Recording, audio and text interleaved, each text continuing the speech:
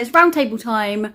So we start off with Kate. I think she's got in there early because everybody keeps saying how she's not putting any ideas forward, she's not speaking up.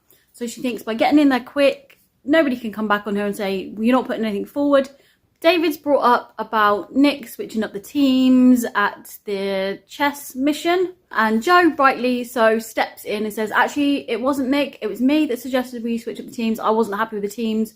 So don't go blaming Nick for that. I think he's a really honest guy, so he's got to speak up for Nick and say that it was himself and not Nick. Joe's directing everybody to speak in this round table, it seems. He has said, Alan, I'd love to hear from you. Alan has immediately got on the defensive and said, we've only just started, love. You don't think I speak at the round table? And Joe's like, no, not just this one, all of them. You don't speak up very much. They're saying you were very big on Mark and you're getting involved in all the round tables previously, but now he's stepping it back a little bit and not speaking up too much. Perhaps he's trying to go a little bit under the radar and hoping that nobody will notice that he's there. I feel like they are putting Alan on the spot a little bit there, but you know, they all need to speak up at the round table, especially when there's just a few of them left and we're coming to the last couple of episodes, so they should all be coming up with their own theories and solutions.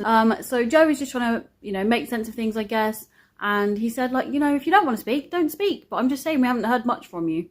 So Alan very quickly deflected from all of that and said, well, David, you know, at the round table when it was you against Mark and you had 5 votes and he had 5 votes or whatever it was, and those votes for you just vanished into thin air for the next round table and, you know, nowhere to be seen. So everybody obviously has forgotten about David, but Alan's just trying to pop that in their minds rather than looking at himself. I think we were all secretly expecting it, but what a surprise when Kat says, I've been a bit suspicious of you, Jonathan.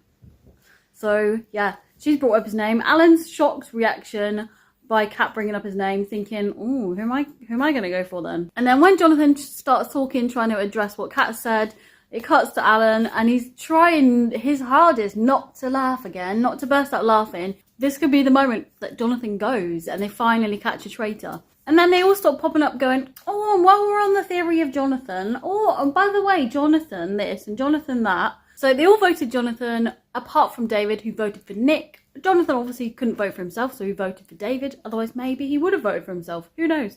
Obviously, Jonathan went tonight. Alan laughing his head off yet again. Jonathan's little speech had them all fooled right to the very end. He said, I am now, and I have always been, completely faithful. And the look of shock on their faces, and there was a little pause, and he said, to the traitors.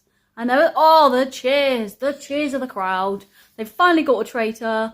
And I am so relieved that they caught Jonathan. It's been a long time coming.